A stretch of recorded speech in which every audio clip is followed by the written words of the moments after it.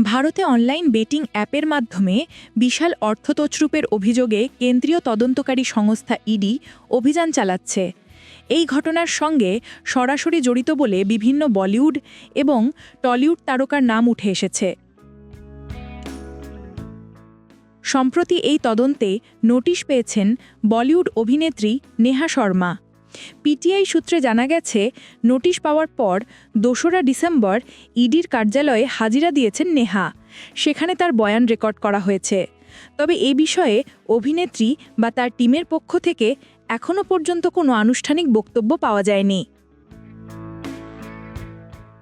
নেহা শর্মা প্রথম নন online betting অ্যাপের বিজ্ঞাপনের কারণে এর আগে বলিউডের বহু তারকাকে ইডির নোটিশ পেতে হয়েছে। প্রাক্তন খেলোয়াড়, জনপ্রিয় ইনফ্লুয়েন্সার এবং অন্যান্য টলিউড বলিউড তারকারাও এই তদন্তের আওতায় রয়েছেন। অভিনেত্রী নেহা শর্মা ২০০৭ সালে তেলেগু ছবি চিরুথা দিয়ে অভিনয়ে অভিষেক ঘটান। বলিউডে পরিচিতি পান ২০১০ সালের ক্রুক সিনেমার মাধ্যমে।